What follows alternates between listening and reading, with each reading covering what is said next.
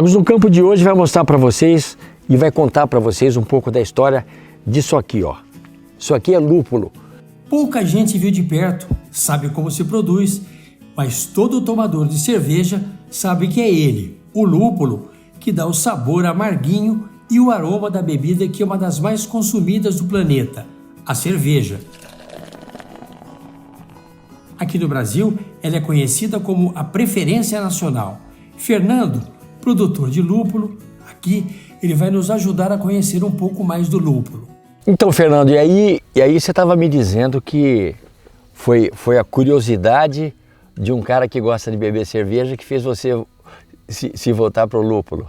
Pois é interessante porque a maioria das pessoas hoje que estão trabalhando com lúpulo, eles começaram o interesse a partir de um programa que teve do Globo Rural, 5 anos atrás, com um agrônomo do Rio de Janeiro, que foi o primeiro que conseguiu reproduzir a planta do lúpulo aqui no Brasil. Eu não vi esse programa, então eu parti da curiosidade da cerveja, né? E comecei a investigar o lúpulo, falei por que o lúpulo não é produzido no Brasil? O Brasil é uma potência de agronegócio, e comecei a pesquisar, e aí eu vi que tinha algumas pessoas já pesquisando e começando a plantar lúpulo aqui no Brasil. E aí eu conversei com meu pai e falei, putz, vamos testar, fazer um teste, né? Aí pegamos uma área ali em cima, e o lúpulo é uma planta que tem mais de 200 variedades.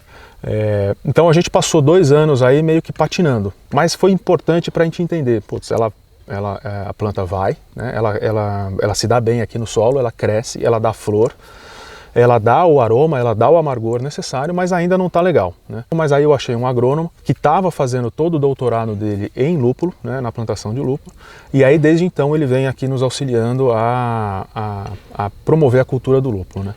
E em paralelo várias iniciativas, vários agrônomos, várias universidades ao redor do Brasil começaram a pesquisar e começaram a investir, começaram a entender um pouquinho mais desse lúpulo. Então esses últimos 3, 4 anos para cá foi assim uma aceleração gigantesca na produção de lúpulo no Brasil, né? Até então acreditava-se que o lúpulo era uma planta de clima temperado só, né? Basicamente Estados Unidos, Alemanha, e aqui no hemisfério sul Argentina, um pouquinho África do Sul e Austrália, Nova Zelândia. Mas a gente conseguiu replicar a produção do lúpulo aqui. E o grande salto de produtividade foi quando a gente começou a iluminar a plantação, né? Como é uma planta de clima temperado, então ela precisa de um fotoperíodo de 15, 16 horas no pico de produção vegetativa dela. Com a iluminação artificial a gente consegue esticar o dia, né? E aí a planta ela consegue ter um crescimento vegetativo bastante interessante, e aí ela consegue dar uma produtividade que hoje a gente já tem plantas chegando na produtividade de Estados Unidos e Alemanha já no primeiro ano. Um negócio interessante, né, que você está falando, aumentaram o dia.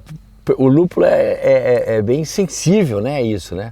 Quer dizer, você teve que aumentar o dia para poder produzir o lúpulo. Exatamente. A gente teve que... muitos mitos, né, que se criaram em relação à produção do lúpulo, a gente derrubou, né? Uma delas era que a questão do frio, né? O lúpulo precisava de um clima muito frio no inverno para ele entrar em dormência. E a gente percebeu que não, né? Ele não precisa necessariamente entrar em dormência para dar produtividade. E o interessante é que em paralelo começaram a sair pesquisas ao redor do mundo, principalmente na parte sul dos Estados Unidos, ali da Flórida, né?